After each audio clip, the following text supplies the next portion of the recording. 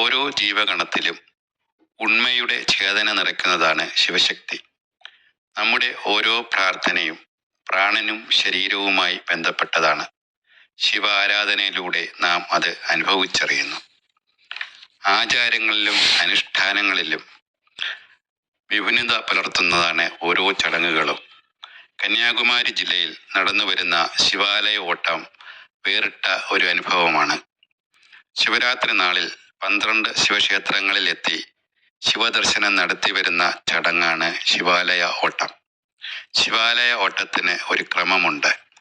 ആ ക്രമമനുസരിച്ച് മുഞ്ചിറയിൽ സ്ഥിതി ചെയ്യുന്ന തിരുമല ശൂലപാണി ക്ഷേത്രത്തിൽ നിന്ന് ആരംഭിച്ച് തിക്കുറിശ്ശി, തൃപ്പരപ്പ്, തിരുനന്ദിക്കര, പൊന്മന, പന്നിഭാഗം, കൽക്കുളം, മേലാങ്കോട്, തിരുവിഴാക്കോട്, തിരുവിതാംകോട്, തൃപ്പന്നിയോട്, തിരുനട്ടാലം എന്നിവിടങ്ങളിലേക്ക് ക്രമമായി ഓടണം. മഞ്ഞ വസ്ത്രം ധരിച്ച് ഒരു കൈയിൽ ഭസ്മക്കിഴിയുമായി കഴുത്തിൽ രുദ്രാക്ഷ മാലയുമിട്ട് ഓടുന്ന ഭക്തരെ ഗോവിന്ദന്മാർ എന്നാണ് അറിയപ്പെടുക. കഠിന വ്രതത്തിന് ഇളനീരും പഴവർഗ്ഗങ്ങളും പാല് മുതലായവ ആഹാരമായി കഴിക്കുന്നു. രാത്രിയിൽ ഉറക്കമിളച്ചിരുന്നും ശിവരാത്രി ദിനം കഴിച്ചു കൂട്ടുന്നുണ്ട്. കൂടാതെ ഓരോ ശിവക്ഷേത്രത്തിലും വിധങ്ങളായ പരിപാടികളും ചടങ്ങുകളും ഈ ദിവസം ഉണ്ട്. ശിവ ചൈതന്യം വഹിച്ചോടുന്ന ഈ ശിവാലയ ഓട്ടത്തിൽ പങ്കെടുക്കുന്നവർക്ക് ശിവശക്തി ലഭിക്കുമെന്നും ഋണബാധ്യതയിൽ നിന്നും മോചനവും മനസ്സിന് സുഖവും ഐശ്വര്യവുമൊക്കെ കിട്ടും എന്നാണ് വിശ്വാസം. ശിവരാത്രി നാളിൽ വാഹനങ്ങളിൽ എത്തിയും ധാരാളം പേർ ഈ 12 ക്ഷേത്രങ്ങളും ദർശിച്ച് മടങ്ങാറുണ്ട്. ഓം നമഃ ശിവായ. തെക്കൻ തിരുവിതാംകൂറിൽ ശിവരാത്രിയോടനുബന്ധിച്ച് ആചരിച്ചു പോരുന്ന ഒരു ശിവാരാധനാ രീതിയാണ് ശിവാലയ ഓട്ടം അഥവാ ചാലയ ഓട്ടം. വ്യാഘ്രപാദർ ഭീമസേനനെ ഓടിച്ചപ്പോൾ ഭീമസേനൻ നിക്ഷേപിച്ച 12 രുദ്രാക്ഷങ്ങൾ 12 ശിവലിംഗങ്ങളായി മാറി എന്നത് മുതൽ വരം നൽകിയ പരമശിവനെ തന്നെ ചൂണ്ടോദരൻ ചൂണ്ടാനായി നോക്കിയപ്പോൾ ശിവൻ ഓടിയ വഴികളിൽ ഉണ്ടായതാണ് ഈ 12 ക്ഷേത്രങ്ങളും എന്നും പറയപ്പെടുന്നു ശിവാലയ ഓട്ട ഐതിഹ്യം. ഭക്തജനങ്ങൾ ശിവരാത്രിയിൽ ഉറക്കമൊഴിച്ചു ഈ 12 ക്ഷേത്രങ്ങളും കാൽനടയായും വാഹനത്തിലുമായി ദർശനം ചെയ്യുന്നു. ഇന്ന് പല സ്ഥലങ്ങളിലും പല ശിവക്ഷേത്രങ്ങളെ കോർത്തിണക്കി ശിവാലയ ഓട്ടം നടത്തുന്നു. എന്നാൽ മഹാഭാരതവുമായി ബന്ധപ്പെട്ട് കിടക്കുന്ന യഥാർത്ഥ ശിവാലയ ക്ഷേത്രങ്ങൾ ഏതാണ്, ഈ ക്ഷേത്രങ്ങളിൽ ഭഗവാൻ ഏത് നാമത്തിൽ അറിയപ്പെടുന്നു, പോകേണ്ട വഴി ഏതാണ് എന്നിവയെല്ലാം നമുക്ക് ചുരുക്കത്തിൽ നോക്കി വരാം. വരൂ.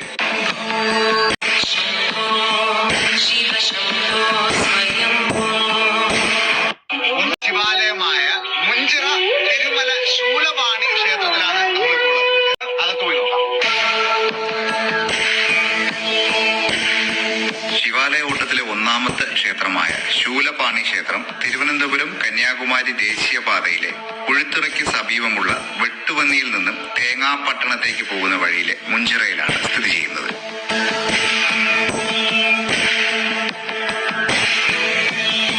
ശൂലപാണി ക്ഷേത്രം മുൻകാലങ്ങളിൽ മുഞ്ചിറൈ തിരുമല തേവർ ക്ഷേത്രം എന്നും അറിയപ്പെട്ടിരുന്നു.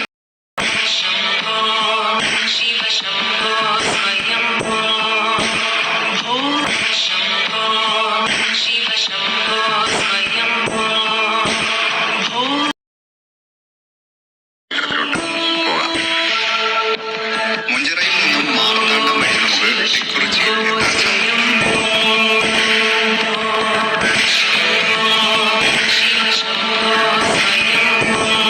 അങ്ങനെ നമ്മള് രണ്ടാമത്തെ ശിവാലയമായ തിക്കുറിശ്ശി മനസ്സിൽ പ്രാർത്ഥിച്ചുകൊണ്ട് നമുക്ക് രണ്ടാമത്തെ ക്ഷേത്രത്തിലോട്ട് പോകാം.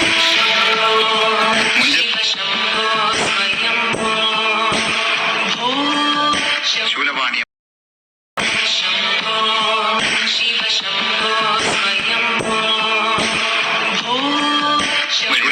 തിക്കുറിച്ചിയിൽ എത്താൻ സാധിക്കും.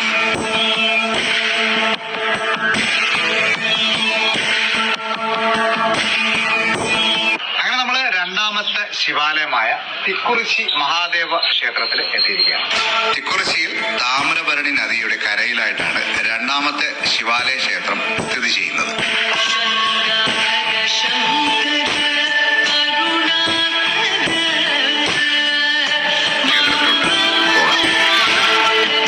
മുഞ്ചിറയിൽ നിന്നും മാർത്താണ്ഡം വഴി നമുക്ക്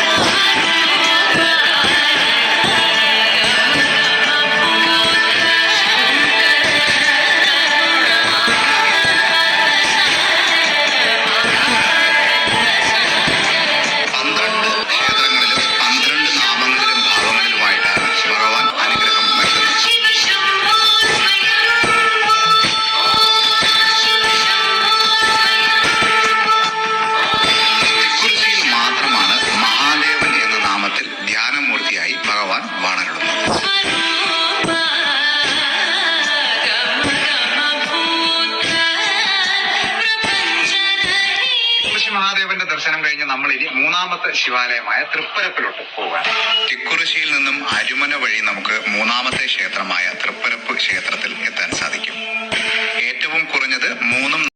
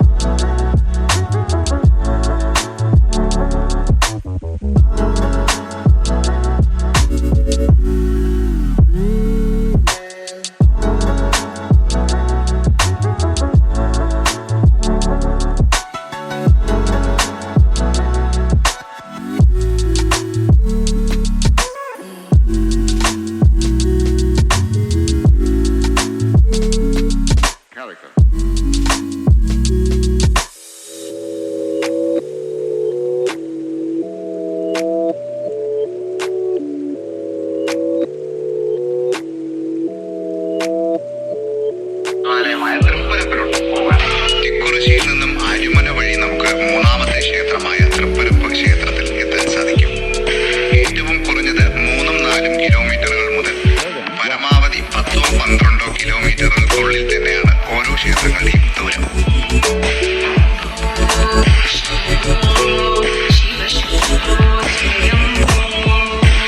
മൂന്നാമത്തെ ശിവാലയമായ നമ്മുടെ സ്വന്തം തൃപ്പരപ്പ് നമ്മൾ എത്തിയിരിക്കുകയാണ്. നമ്മൾ തൃപ്പരപ്പിനെ കുറിച്ച് കൂടുതൽ പറയേണ്ടതില്ല, അത്രയും പ്രകൃതി രമണീയമായ സ്ഥലമാണ്, എല്ലാവർക്കും അറിയാവുന്നതാണ്. എന്നാലും നമുക്ക് ക്ഷേത്രത്തിന്റെ വിശേഷങ്ങളോട്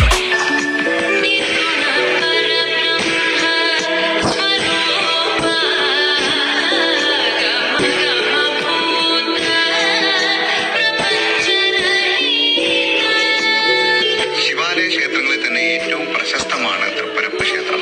തൃപ്പരപ്പ് അരുവി കാണാനായി തന്നെ ധാരാളം വിനോദസഞ്ചാരികൾ ദിവസേന ഇവിടെ എത്താറുണ്ട്. ക്ഷേത്രമായ തൃപ്പരപ്പ് ക്ഷേത്രത്തിൽ എത്താൻ സാധിക്കും.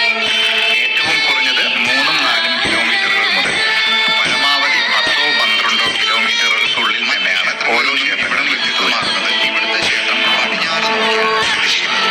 വീരഭദ്രനായിട്ടാണ് തൃപ്പരപ്പിലെ മഹാദേവൻ മൂന്നാമത്തെ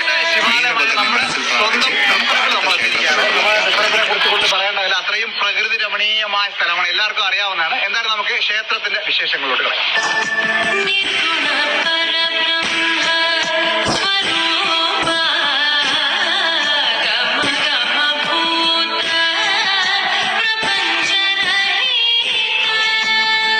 ശിവാലയ ക്ഷേത്രങ്ങളിൽ തന്നെ ഏറ്റവും പ്രശസ്തമാണ് തൃപ്പരപ്പ് ക്ഷേത്രം. തൃപ്പരപ്പ് അരുവി കാണാനായി തന്നെ ധാരാളം വിനോദസഞ്ചാരികൾ ദിവസേന ഇവിടെ എത്താറുണ്ട്.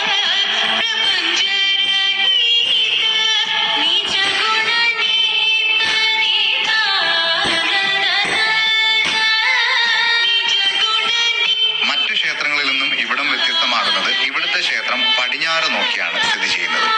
വീരഭദ്രനായിട്ടാണ് തൃപ്പരപ്പിലെ മഹാദേവൻ ഭക്തർക്ക് അനുഗ്രഹവർഷം ചൊരിയുന്നത്.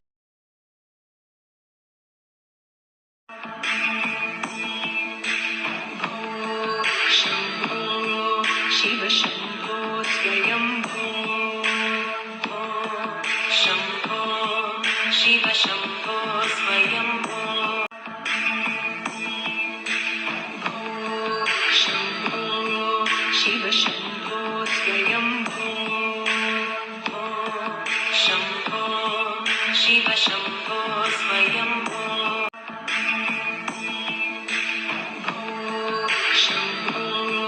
शिव शंभो स्वयंभो